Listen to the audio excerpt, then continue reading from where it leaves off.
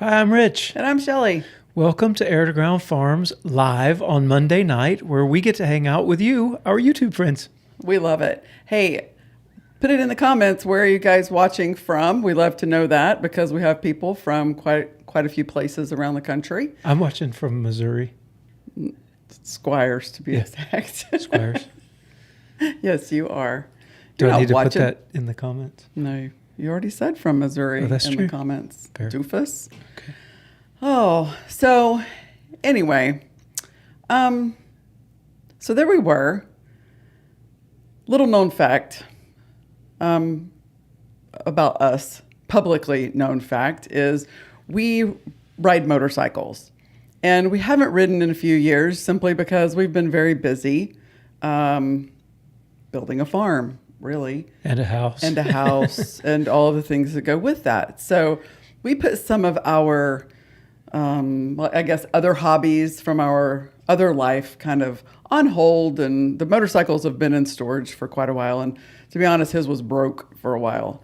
Finally got it back up and running. Thank you, Cousin Jeff. Yes, thank you, Cousin Jeff. He stuck with that thing, man. He replaced so many parts. Yeah, he did. So today is Monday, and we do not open the store on Monday. So Sunday, Monday, we're kind of, quote, off. But that allows us to get things done around the farm, around the house, personal things that, just need to be done. Well, one of the things was we needed to go to the tag office and go get tags on things and get things registered. Our motorcycles have never been registered in the state of Missouri because we haven't ridden them. And so that said, we had gone down and he rode his, down into the neighboring town, and I took another vehicle and we did all this tag stuff, and we're coming back and I was just, in my Monday chill, listening to my music in the truck, and he's riding his motorcycle. I'm like, this is good, man. This is the way it's supposed to be right here. And then we got home and his mom says, "Are y'all doing a live tonight?" And I'm like, "It's 5:00. I'm like, "Oh no. And I hollered into him, "Are we doing a live tonight?" And he's like, "Yes." And I'm like, "Oh no. Okay, we'll hurry." It wasn't that I forgot about the live. I literally forgot about even what day it was. Yeah.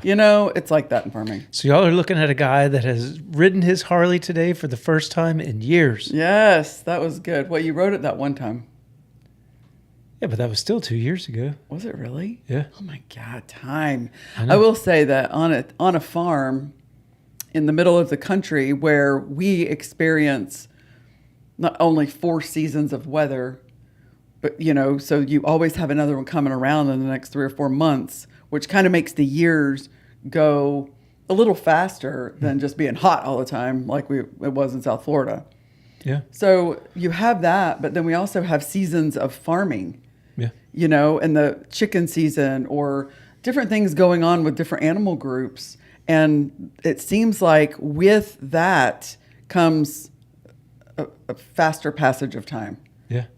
So to think that that's been 2 years is crazy. Yeah, we've been at this for over 4 years. That's crazy too. We've lived in this house longer than we've lived anywhere. Can y'all believe that? So PCSing, which permanent change of station in the military, moving around from place to place. Officers typically move every 2 to 3 years, 3 years mostly. He did a lot of training, and so sometimes that window was even shortened, and we would be somewhere maybe even 1 year or less there for a little while. And so we actually fully moved to a different base or, location in the area.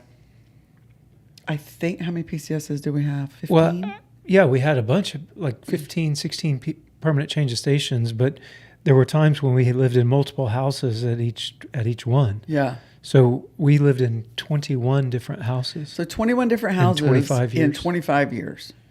I'll let y'all just think on that for a minute. So we've lived on this property for 4 years, in this house for 3 So now. since we got married, this is the longest. Almost 3. This is the longest that we have lived in one place. And I'll be honest, I was a little worried that I was going to get the itch to move.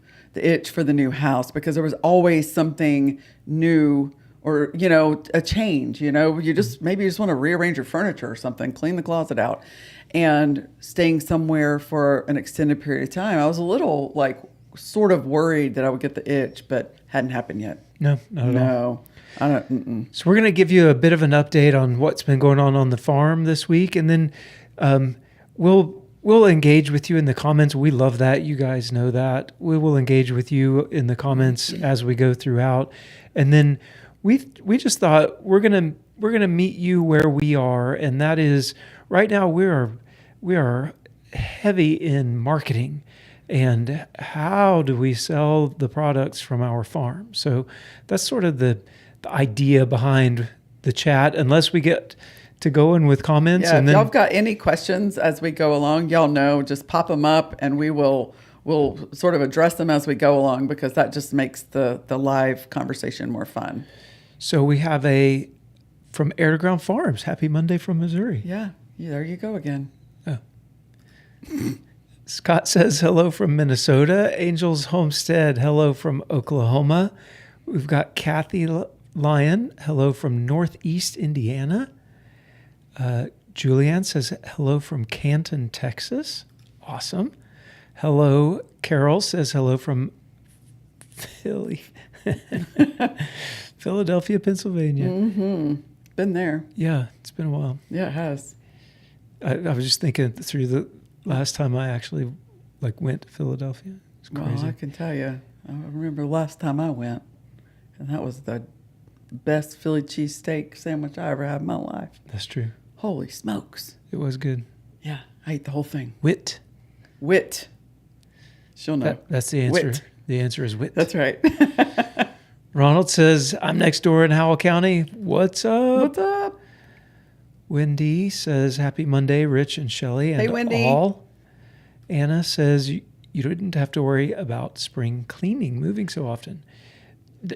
You're right. That's so true. It's so true.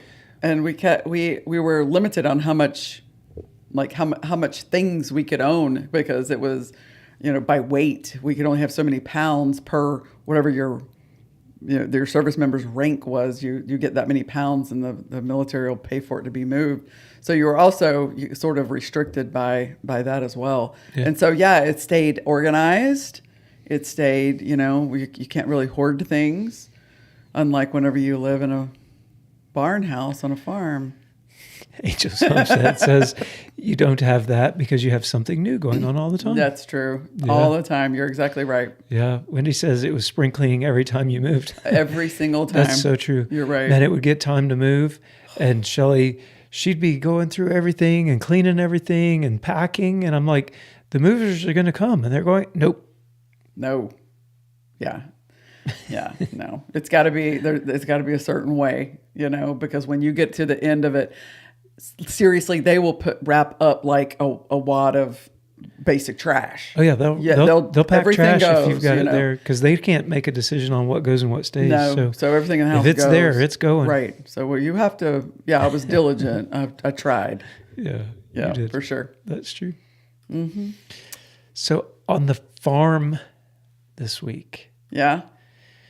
I think probably biggest things happening.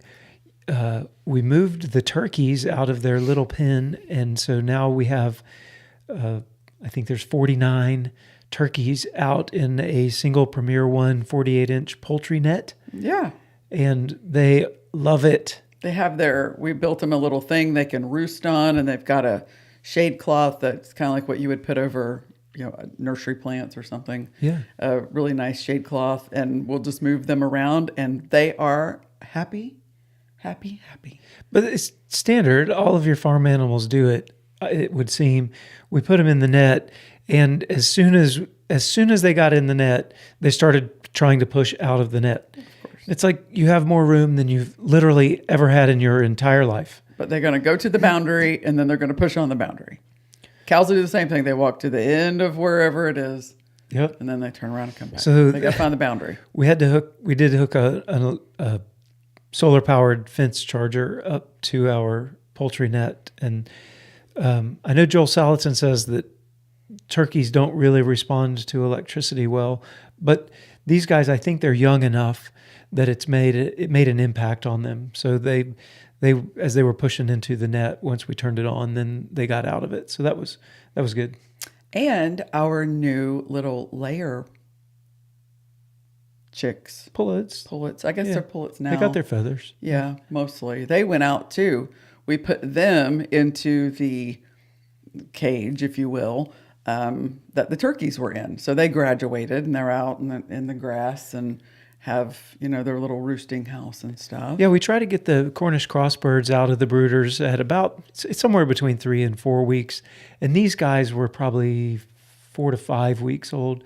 They just grow slower and they're smaller. Mm-hmm. And we wanted to wait until they got their feathers. So they're going to be really pretty. We got I think we told you guys before, they're a blue sex link. Yeah. And they're really pretty, shimmery, dark gray. Yeah. Really is what they are. I was thinking charcoal when I was looking at them today. Yeah, that's a good, they're just going to be really pretty. Very different than any other chickens that we have. Yeah, and we've mentioned before, but we do different colors every year. That way we can track what year we are. So as long as we have, at least 3 different colors, because after 3 years they go. So as long as we have 3 different colors, then we're doing good. Carol has a question. Okie dokie. Will the turkeys go to the processing plant or will you process them yourself? As of right now, we're going to take them to the processing plant. Processing a turkey, they're going to be pretty big by the time they're actually processed. So I'll tell the story there. Oh my God. Last year, we got broad-breasted white turkeys, and last year we got 4 of them just to see if we liked turkeys. And I did the research behind when to process turkeys because, we've never had them. So the research I did said anywhere from 16 to 20 weeks. And I'm like, that's cool. So at about 19 and a half weeks, we processed our turkeys. Because in his mind, bigger's better. Right. And it makes sense. Let them go just a little bit longer, you get more meat. Yeah. Those jokers would not fit in the oven. So the 3 toms, they all weighed over 30 pounds. The biggest one was like 32 and a half pounds dressed. Yeah. And then the hen was 20. It was huge. It was 24, I think she was. So take the sawzall to it, cut it in half so that it can fit in the smoker, kind of big. Seriously. They were big. So with the birds being that size, they did not work well in our processing equipment. We have a plucker, and it didn't do great. It didn't do terrible, but it didn't do great. And I don't know. We like the idea of having them processed and USDA inspected. And with that, I think what we're going to do with them, unless we get a special order or 2 for a whole bird, we're going to have the processor grind the meat and then have a few... ground turkey, ground sausage, and maybe a few breasts. Probably we'll do whole turkey breast and then some ground sausage, ground turkey, ground sausage. And the issue with that is the processing appointment that we got, the turkeys are going to be about 20 weeks old again. Anna got interrupted by an ad on the 4 turkey story.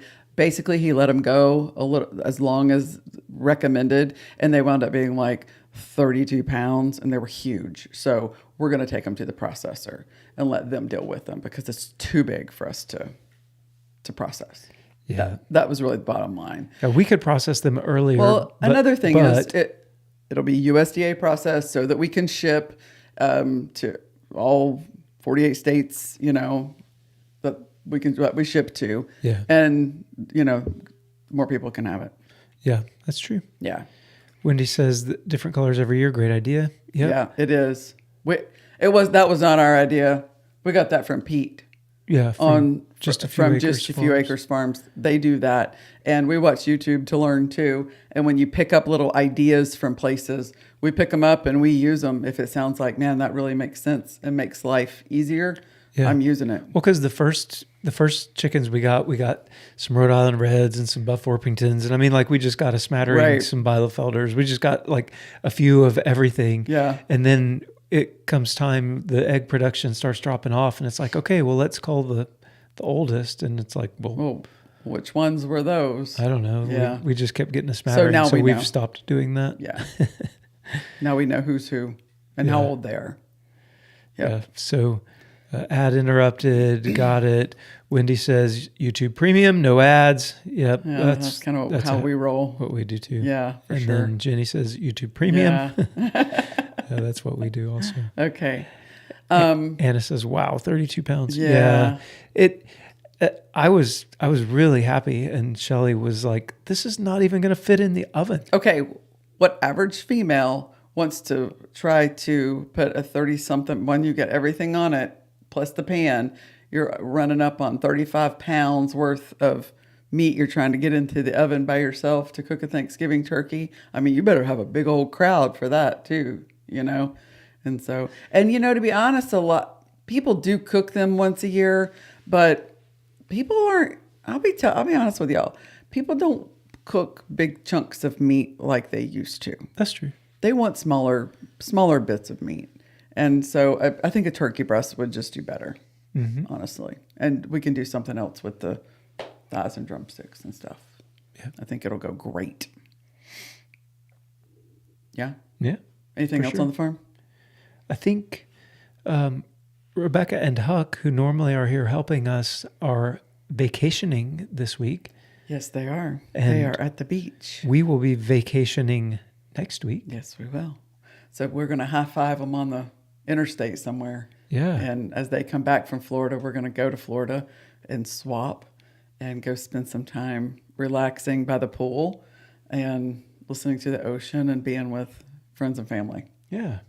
I'm excited. Yeah.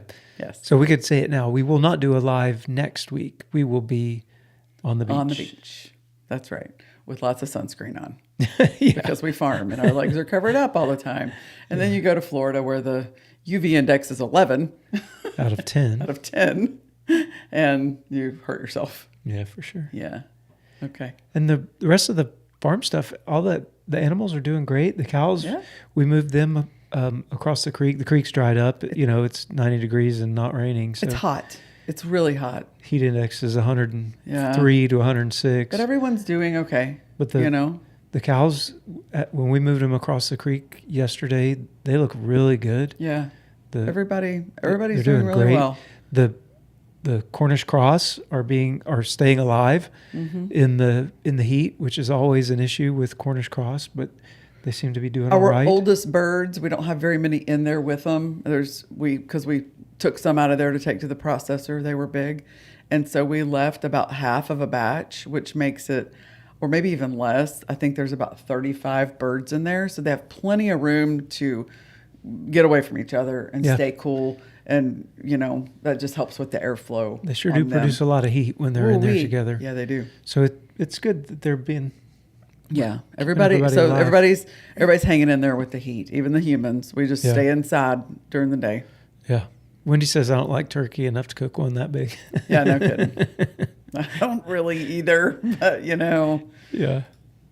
yeah. Anna says, I've wondered why cattle operators don't tag by the bull.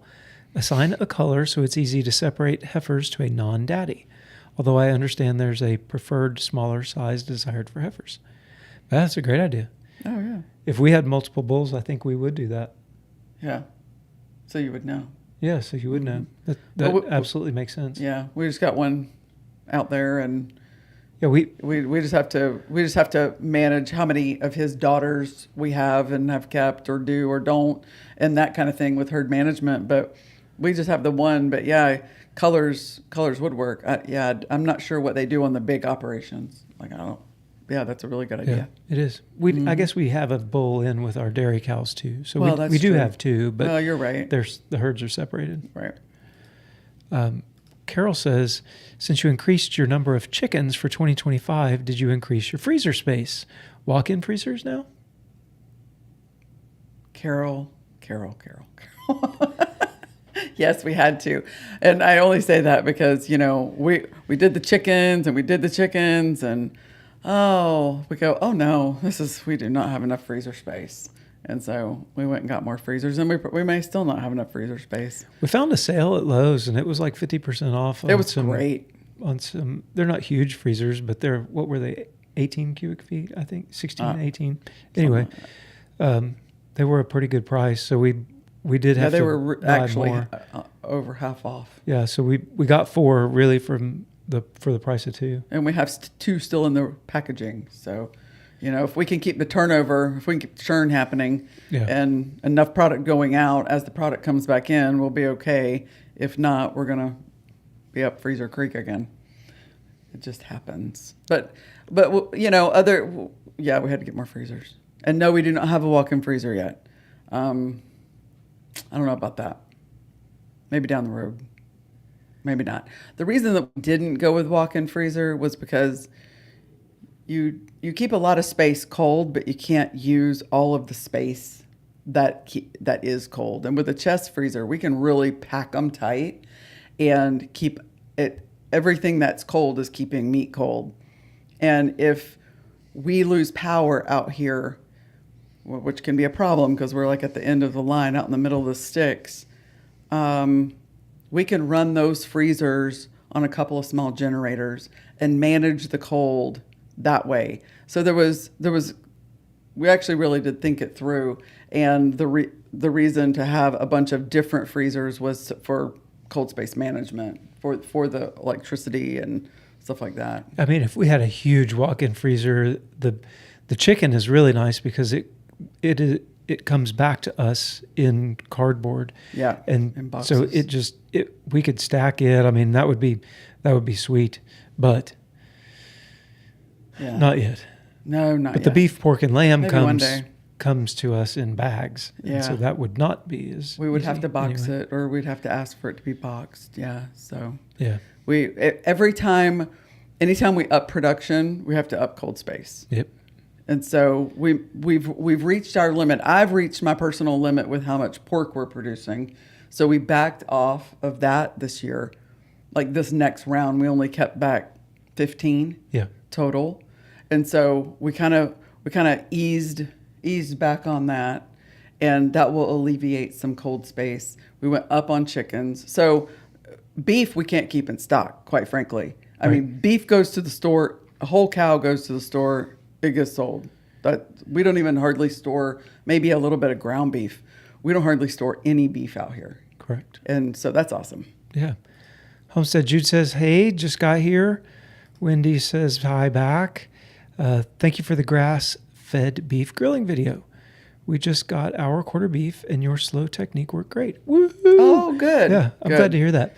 It really is a thing. It really is. If you guys haven't checked it out, you can check out the video we did. It's just really just trying to talk about why and showing how we just cook them slow, even on the grill. Yeah. And we did a video a while back, maybe 6 months ago, about how to do a reverse sear with the oven and a cast iron skillet. Also, if you haven't checked that one out, that's another good way to do it. The only reason we know is because we've made tough meat, till we got it figured out. Till we got it figured out. And someone even suggested in the comments on the video or mentioned, what about sous vide? Oh yeah, that's and then great. Do a sear at the end of that, like nice and hot. Psh, psh, and I'm like, oh yeah, that would be. But that's now you're going back to what we did with the oven and skillet idea, just bring it up real slow, in an oven or sous vide. That's or probably something your like that. best. I mean, to sous vide would be. Oh yeah. Awesome. So if you don't know what sous vide is, it's a French method of cooking anything where you vacuum seal it and then you put it in water, and the water stays at a specific temperature the whole time, and then your meat comes up to that temperature and stays there. It can't overcook, and so you can cook it at that temperature for whatever period of time that you want to, and it just creates a delicious, tender wonderfulness. Yeah. Anna says we should unwrap those freezers to make sure they work before we need them. Oh, that's good. That's true. That's true. We should do that. Yeah, we should do that. Because if they don't, I'm going to be upset. Thanks, Anna. Good suggestion. Oh, can't even tell you how many things. So marketing. So we put together like a little marketing to-do list. Here's thoughts that we have on marketing. And I think Before you start, the reason we're talking about this is because farmers farm. Farmers want to farm. You guys, a lot of you probably have animals. You want to grow and you want to produce food because it's fun to be out there, get your hands dirty, work with the animals, and just be a farmer. It's a way of life. You want to get up early. We stay up late and we pride ourselves in the long hours that we work. But once you produce a thing, it has to be sold. And most farmers don't want to sell it. Most farmers don't want to do even a farmer's market or try to push or, get their product out there. They really just want to farm it and produce it. And producing's fun. Marketing can be less fun for farmers. Yeah. So what the type of farming that we have chosen to do is it adds complexities on the back end of things because we don't just run a cow-calf operation where we take a cow to a calf at a certain size or weight to the market, and you have a guaranteed buyer. You take it to the market, it's going to sell. Right. You may not get the price you hoped, but it's going to sell. And you're not going out and trying to find customers. You're not marketing. And the type of farming that we've chosen to do, where we want to produce animals and then take those animals all the way to your plate, is that's a difficult proposition because you add all of the back end stuff to it. And I think that may be one of the things that sets us aside the most in my mind from like a homestead size of things, is just taking the amount that we're producing and then having to try to find someone to buy it because it is a big world. Right. Well, getting it processed so that someone can buy it and understanding, just from the time the animal leaves the property, you still have to set up everything from that point where most farmers are done. That from that point on, finding the processor, the back end of it is it's a behemoth of a thing. And then we finally got all that down. We've got the getting it to the processor and all of that stuff. It's running like clockwork. Yeah. Like you said, we have to manage cold space. But right. We have to manage cold space, but we managed to do that. But now we've gotten to this point where, we went to the farmer's market. Okay, go ahead with your... No, go. Yeah. Anyway, we have personally gotten to the point where we're like, we have quite a bit of product and we have to figure out how to market, how to actually get this amazing thing to your plate. And you might not live in where we live. So how do we do that?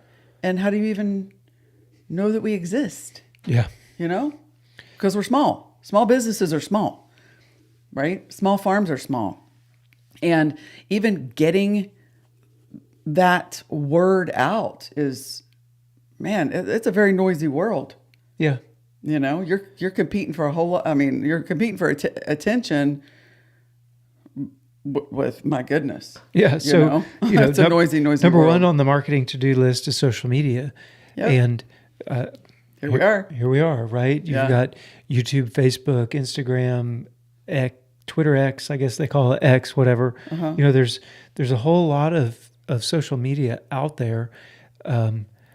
Most of the time, it would be considered free. Right. So you have free advertising on social media. The issue with social media is it is hard. Yes, it is. It's really hard. And especially if you don't know what you're doing.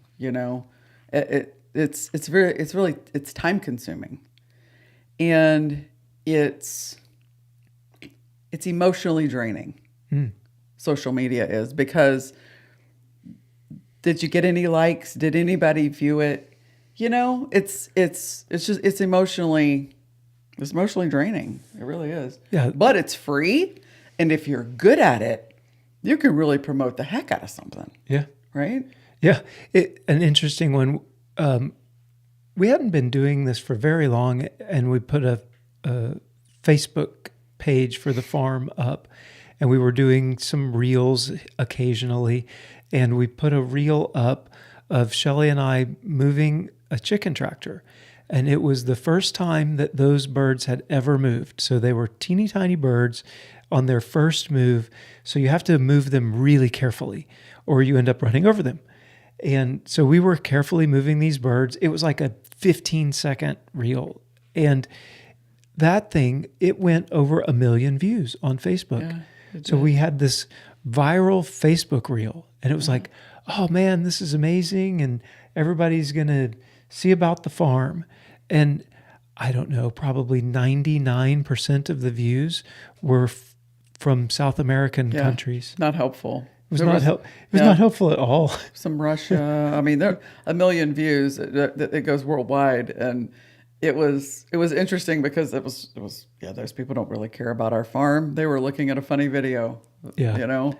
And most of the comments were telling us how we were doing it wrong. Yeah, for sure. Yeah.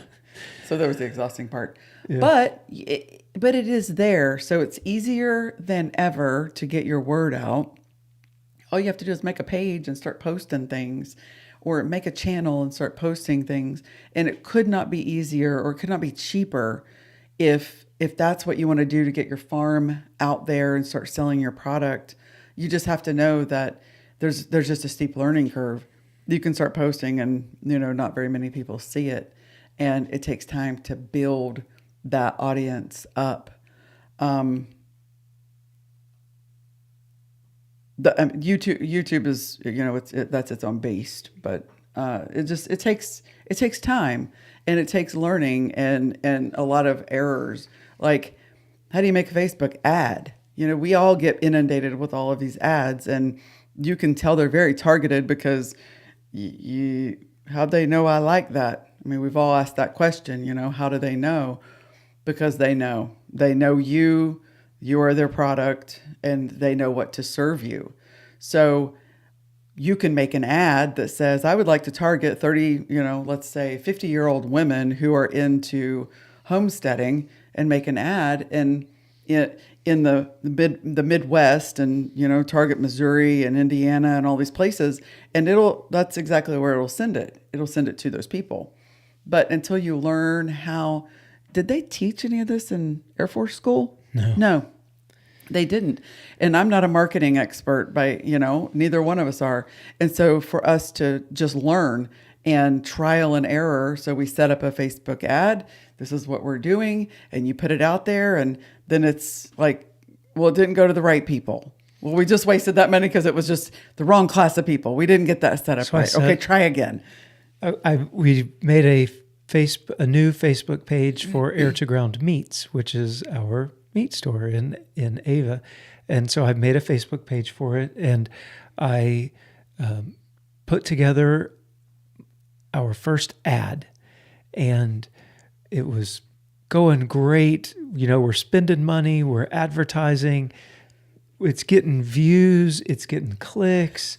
It got 9,000 views and over 900 clicks, which is a 10% click through on a Facebook ad is like amazing. Right. I was so excited that our ad was doing so well. Yep. I changed the audience for the ad, and when I did, it included our oldest daughter, Rebecca. And so she's like, I saw the Facebook ad and the link is broken. Oh, so we didn't know that our website host had changed the IP address some couple of weeks ago.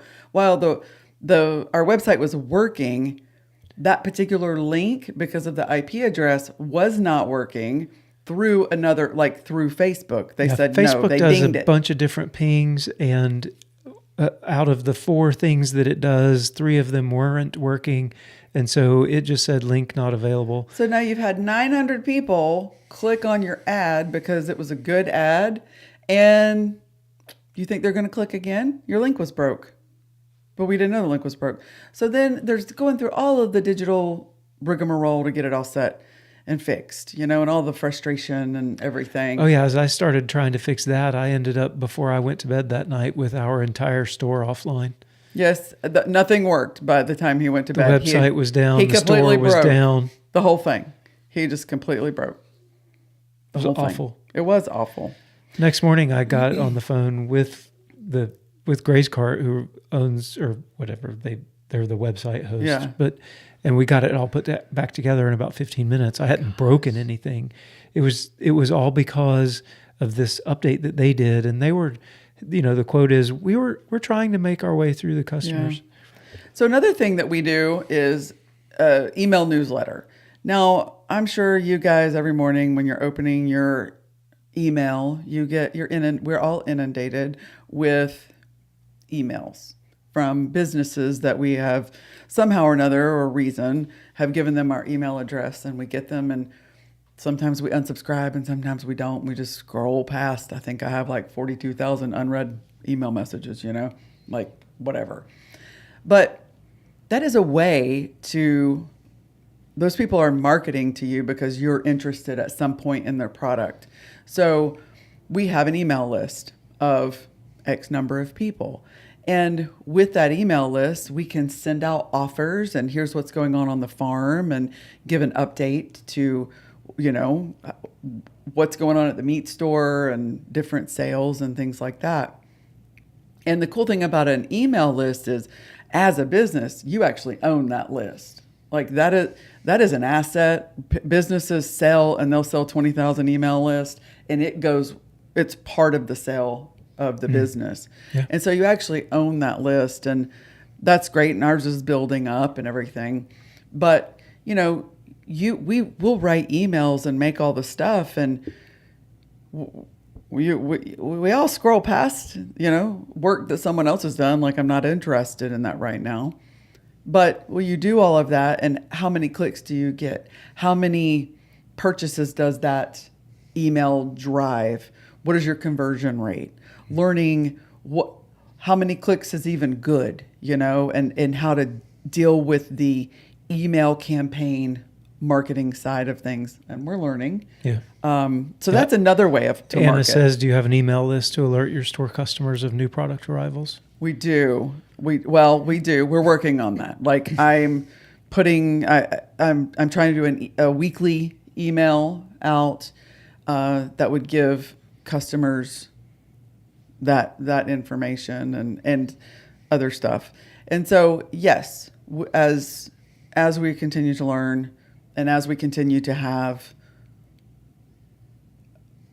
a good amount of product to sell, to put out there, that we continue to branch out, as far as the email marketing is concerned. Because honestly, the proverbial they say that your email marketing, that's your best marketing. That's where you're going to win if you can get it right. It's the only one you control, right? What, right. You don't control who YouTube or Facebook because it's all algorithm. Because it's all a computer that decides who's going to see what.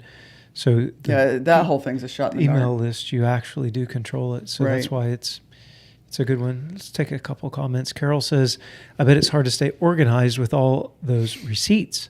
Inventory for the farm, store, supplies for the store, etc. Do you use an Excel spreadsheet or some sort of accounting software? Yikes. Farmers are notoriously awful. Yikes. Making sure all the books stay right all the time. Yeah, but we're QuickBooks people. Everything goes into QuickBooks pretty much. Not a spreadsheet person. He probably would be a spreadsheet person, but I typically keep a handle on all of that kind of stuff. And so I just use QuickBooks for both for the meat store and for the farm. They each have their own QuickBooks account. And QuickBooks is so easy to use. It's super streamlined, and I can keep everything hunky-dory there. We have a friend that helps us with the bookkeeping aspect, Yeah. and we pay an accountant to keep us out of jail. That's right. Because out of jail is a good place to stay. Right? Angels Homestead says, I've been cooking the meat I've gotten from you, and I'm letting my friends try it. Oh, awesome. That's Thank cool. you. I hope That's it's great. good, and I hope you're enjoying it. Oh, Jeannie says, just jumped in here, out digging potatoes and watering the garden. Oh, good. Fun. Anna reminds us that the South American views have relatives in the U.S. That is true. I bet they do. Yep. Homestead Jude loves sous vide. Great for chicken breast, too. Ooh, I bet. Yeah. Anna says, a strict rule when posting links. Always immediately check the link. Hard and fast rule. I agree. Because this was my first time, I didn't know how. Yeah. And creating the ad. Facebook is not easy. I don't know if there are any Facebook experts out there. But if you guys are Facebook experts and want to coach us, we're happy to learn. We're good. We're really good students. Right. But yeah, we just walking through the wickets of every time I open Meta Business Suite, there's some other aspect of that thing that I've never seen before. Yeah. Most of it I don't understand. It, like when he created the metaverse, like it's an entire universe inside the virtual realm, and there's just so much. It goes so deep, and literally every time I look at it, there is something else that I'm like, I have no idea. Yeah. So that's why I was so excited when I got an ad actually going out to people and people were seeing it. So another really good way for us and farmers or you off your homestead or whatever. Tricia says Meta Business is such a pain in the butt. Oh, I can't get a handle on it either. So it really is. True. It really is. And do y'all know what happened? So when we first started this farm way back, when we kicked it off, we need a Facebook page. So I made a Facebook page, but I made it under my profile.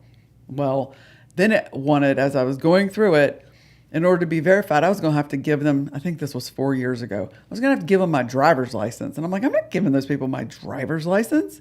They're out of their mind. And so I didn't. And now I can never make a Facebook ad because I didn't send it to them in the 30 days that they requested ever. Like I am forever banned. I cannot make an ad, but he can.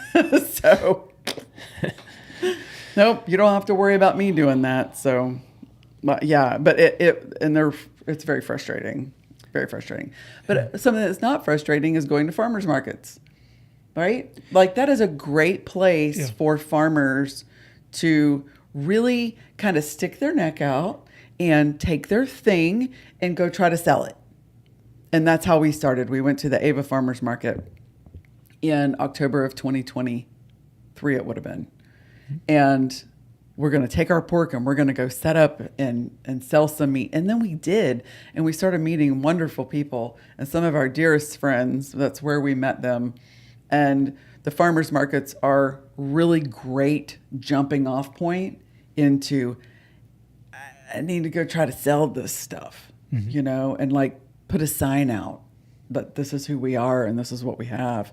And we did that. And it worked. And it worked really great even into the next year. The downside of farmers markets is there's two. One, they're only once a week, part of the year, our particular one. Or maybe they're twice a week. Or you could do several for sure, but we're hauling a freezer full of meat. Load the freezer, unload the freezer, all of the things that go with it. And it's exhausting. Like it's probably one of the most tiring things that we have done is go to Saturday farmers markets. And ours here, they like to, start at 8:00 and we farm animals. So it was nearly impossible for us to get there and get set up by the time the market was open. And so that made it really, really hard. But it did get our name out there. Like it got product in people's freezers. And in person is by far the best. It's the best advertising, marketing, whatever you can do. Get when you know your product is good, get that product in somebody's hand, and that's the best thing you can do. We have been standing at the market and someone sort of like thinking on a product and someone behind them go, just get it. It's amazing. there's no better return on investment than word of mouth, especially local community word of mouth. And the word started getting out that it's really good. And if a person is, well, and you've got the person there, you can talk to them about how you raise your animals, what you do to the meat, all of the things. And and at the end of the day, it's your product. And if they're just still on the fence, and you can just kind of gauge people, and sometimes I'll just be like, I tell you what, and I'll reach back there, I'll grab me a pound of sausage or a pound of hamburger. And I said, you take this home right here. You take it home and you go try that. And you come back and let me know how you like it, because you're going to want more. And, oh, wow. Walmart doesn't say, here, just go try it, No, they don't have to. They don't have to, but they also can't. Yeah. But when it's your product, you can be kind and give so that people, I've got all the skin in the game. All you got to do is go home and cook it. Right? Yeah. And so that works too. And we do like talking to people. That's fun. Yeah. The markets are hard though. They're so hard. The weather, it's hit or miss. It's hit or miss. Are people on vacation? Is it hot? Is it raining? Is it a thunderstorm? There are the markets, while good because you do have if there are people, you have a constant flow of people, and they're typically different. You have return customers, which are always helpful, but their weather and the unpredictability of markets can be quite difficult also. Yeah. And really the reason we decided to move to a store, an actual storefront, brick and mortar, if you will, storefront, is it is way easier because we have freezers in the store. The store is air conditioned. We can set our hours when we want them to be, when we want to be open, we are. Yeah. And when the farmer's market closes for the winter, we didn't. And right. we kept making sales. Because cash flow is king. I mean, it's so important because the animals eat all year, not just during the farmer's market. I mean, I know a carrot only grows at a certain time of year, but, pigs and chickens and cows need to be fed all year. We do a farmer's market. We do the Forsyth Farmer's Market. Forsyth is a small town outside of Branson, Missouri. And the reason that we do that market is because we got an inside space. So our booth stays set up. There's a freezer there, 2 tables, cash register, everything stays set up except for bring the money bag and replenish the freezers and take your lunch. It's open from 8 to 2. And there's a really good crowd there. We do very steady business at the Forsyth Farmers Market. The only reason that we do it, though, is because that booth stays set up. Rebecca and Michaela can go, or Rich or I can go, or just Rebecca. One person can go up there and run the market. And it reaches a different audience. And it's very, very, very worth it. Even when it's 100 degrees in that building. Yeah. It's awful right now. So Angel's Homestead says, saving up to get a whole hog, half a beef, and still figuring out how much lamb I'm going to want. Awesome. You just give me a ring. Yeah, for sure. So Anna says, I do not run ads, but I can help for the group, and I have a same name page for each group. So okay, cool. I can help. We will honestly take you up on that. A2G Farms at gmail.com. Yes. I'll post it in here as a comment. Tricia says, I love my farmers markets so much. Yeah, they're fun. I also really enjoy events like the Small Town Pioneer Days, or whatever each town calls them, their annual day. True. And this year, we're kind of going out on a limb, doing something a little bit different this year. We will have a booth set up at the Ozarks Homesteading Expo. So we're going to get meat sticks and have signage and pamphlets and all of the things. We will have freezers there so that people can make purchases of our meat. We'll have maybe one full one and one empty one so we can hold their orders or something, and they can grab it before they go home, because it's in September. So it'll It'd be kind of hot. Yeah. It could be. But if you guys are going to be out or planning on going to, it's a really great expo, the Ozarks Homesteading Expo. We will be there this year in a booth. And our dear friends Kevin and Sarah will be speaking at that. Yeah. Yeah. And hanging out at the booth. And hanging out at the booth. Trisha also says, "Oi, our morning market starts at 9, a lot easier than 8 a.m. with the farm chores." Yeah. We agree. We tried really hard. We tried so hard to get the market to start at 9. It wasn't like we were asking for noon. No. We tried real hard to get the Ava market to go at 9. It didn't fly. It didn't fly. So we rented a store. Yeah. We want to sell our meat, and this isn't working. Yeah. Jeannie says the farmer's market is how I discovered my local farm. Now we go directly to their farm to pick up whatever we want to shop, or whenever we want to shop. They have an On Your Honor shop with security cameras. Cool. That's awesome. That's awesome. I love more of that. Yeah, I think that's around exactly how it should be whole country. doing. More of that. Yeah. Carol says, have you tried offering a new customer sampler packet of meats so you can get your product out in smaller quantities to start? Great idea. Well, I will. Trisha says, I love that idea. I love that idea. Us too. Okay. No, we don't do that exactly. We have done some different meat bundles and such as that, but we don't have a new customer sampler pack. I could turn that into a Facebook ad. I know Anna doesn't do ads, but maybe she could help me. Maybe. Turn that into a Facebook ad, and then that would be... Yeah. Good idea. All right. Thank you. Homestead Jude says, my farmer's market here in Charleston, West Virginia is disappointing. Tons of good veggies for sure, but no meat, eggs, or dairy. Boo. Well, if you've got veggies, you're doing better than most of the farmer's markets around here. Yeah. Most of them have very little food at all. A lot of them are craft markets. There's a lot of trinkets and crafts, and there's soaps, tinctures and soaps, and things like that. But we were one of the very few.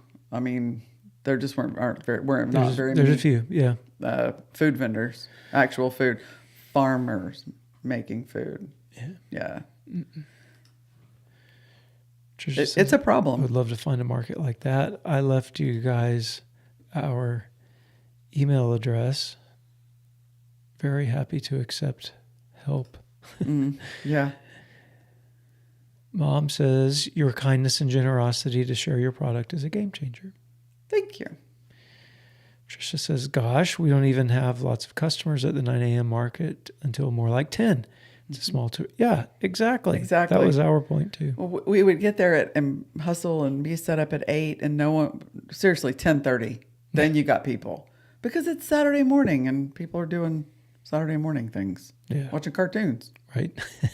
Do people still do that? No, they don't. They're watching phones. Carrie says, I found your channel through Sarah and Kevin's channel. Been watching them since Arizona. This is where I live. Love what you guys are doing. We have limited farmers in our area. Thanks. Thank you. Trisha says, I do one market that is more of a craft market. I do produce and soap. Awesome. Both do super well at that one. The true farmer's market that I do is a totally different vibe too. Oh, I bet. True farmer's market. Yeah, that would be cool. That would be interesting. Yeah. We looked at one of the markets in Springfield. We were going to go over and get involved there, and the vibe there was not good. No. It was, I don't know, not good. Yeah. I didn't. We left and both looked at each other and said, no. Nah. Yeah. First of all, it's, almost an hour and a half away by the time you, Oh, it would definitely be an hour and a half. Yeah. We were willing, but then we kind of went there, but it was going to have to be really right. And it didn't mesh with us. Yeah, no. Homestead Jude was talking to Jeannie. I discovered my local raw dairy farmer at the local feed store. That's where they do their drop-off. I now have a herd share for a gallon a week, plus extra cream to make butter. Oh, that's so cool. Awesome. That's so cool. We love that. The connections that you can make in rural America is amazing, because making that connection in a big city it's just not even going to happen. It's not, because people don't even talk to each other. So you would not be speaking to them at a feed store in the middle of a city. But when you're in rural America, you can, you say hi and That's true. find out things, and people still have a way of life of actual communication. Yeah, they actually speak to you. They do. Yeah. Yeah. So Angel's Homestead said, just got told that the farmer's market that's in Oak City has Berkshire pork, but yours is hands down better. Guess I'm buying 2 hogs. That's awesome. That's Thank awesome. You. We do try hard, not just to grow food, but to grow it well, because we started this whole thing because we want good food. Mm-hmm. And that it's awesome to hear that other people think that it's good. That's really cool. So the emotional side to marketing, there's the you get crappy comments and it just happens, whatever. I mean, whether it's Facebook or YouTube or whatever, it happens. But there's a really upside emotional side to all of it as well. When you're standing there at the farmer's market and somebody comes back to you and says that was amazing, or I haven't been able to eat ground beef in years because I can't eat what's at the grocery store. It makes me sick. And that pound of ground beef you gave me, I could eat it and I digested it and it didn't hurt me. And you have these conversations with people, and that is emotionally life-changing for us. And that gives us the will to keep going because farming's hard. And so when we hear that, the positive side, there's so many positives to making good, healthy food for people that it really does. Honestly, sometimes that's what gets you up in the morning. Yeah. And keeps you going out in the heat, know? Yeah, for sure. So Scott says, one of the farmers markets near me runs 11 to 1 Friday and Saturday. Doesn't that make sense? Yeah. Yeah, it does. Mary says, I love whipping cream in my coffee, no sweetener. Recently, I purchased a half gallon from Sam's, which I thought was an awesome price, but it turned out tasting like half and half. Want your cream? Okay. Yeah. Well, come get some. Let us know when you're coming this way again. Yeah. We'll have some heavy cream for you. Yeah, for sure. Tricia says yes. Yeah. So, other than what we've already talked about, do you have any specific lessons learned that we've had from as far as learning the marketing side of things? Or is it just, my biggest thing, I think, is we gotta do it. We gotta do it. Yeah. Whether we like it or not, we have to do it. You have to figure that side of the house out. Yep. As we've continued to sell out of product, we've continued to grow. So trying to find the balance between what you produce and what you can sell is difficult, because it's very frustrating on a personal level for me when someone comes in and asks for bacon and we say we're out, or they ask for a ribeye and we say we're out, or they ask for chicken breast and we say we're out. Like, I want to be able, because we're doing this to provide good food, when somebody comes in and actually wants it, I want to be able to provide it for them, Right. And saying we don't have it is just like, it's just like that Facebook ad where the link was broken, right? Yeah. Like somebody came in to make a purchase of a thing and you don't have that thing. And it's like, man. And so there's this interplay between production and sales. And I don't feel like we've gotten that worked out yet. We're consistently we're always tweaking, and maybe that's part of being in a sales type business. The name of the game. But like trying to figure out, like you don't want to put out a Super Bowl ad, and have 1 million people contact you. Right. No, we don't want that. So like there's obviously a limit to what marketing you're doing, so like there's a limit somewhere, and we certainly haven't reached it. And I think I think when you did that, this is business. This is what happens. This was especially a new one that you're growing. It's only technically 3 years old. Yeah. And the store's been open for 1 year and the other farmer's market for 1 year. So how much do we produce? How much can we sell? How much do we produce? How much do we sell? And I think it's just this constant teeter back and forth between, making sure that you have the correct amount of product, make sure it's marketed in the right place to the right target audience, and then making your price right. Yeah, for sure. For everybody. So Jeannie at Homestead Jude says, I can get raw milk from my local farm too. If I bring a clean 1/2-gallon mason jar, I can get credit. That's awesome. Maybe we should start doing that. Oh, yeah. We also save our egg cartons. We can bring them back to the farm when we buy eggs. Yeah, we love it when people save their egg cartons, and a clean mason jar return is amazing. Yeah. We got a mason jar one time, y'all. We don't know what they had been growing in it. But it didn't. Don't. I mean, I think know. it's illegal in the state of Missouri now. Yeah, but maybe. I don't know. It Anyway, was bad. we had to throw it away. It's like, why would you bring us a jar? Like Yeah. we get jars with rusty lids, and it's like, do you want me to return your milk in the crappy, dirty jar with a rusty lid on it? Right. No. Sometimes you just have to some customers need to go find their stuff somewhere else. Tricia says, I think as business grows, it's always a balance between marketing and producing. Yeah. Awesome. Yeah, agree. Yeah. Homestead Jude says, love what you guys do. Keep it up. You gotta. Yeah. Okay. Thank you. Well, this was fun and quite reflective for us. Thanks for listening to us reflect. Introspective even. Yeah. As we navigate the learning more details in the back end of, making sure that this awesome product that is most of the time fun to grow can get into y'all's freezers. It's important. Yeah, it is. And we're learning. He's Mr. Marketing Man now. Okay.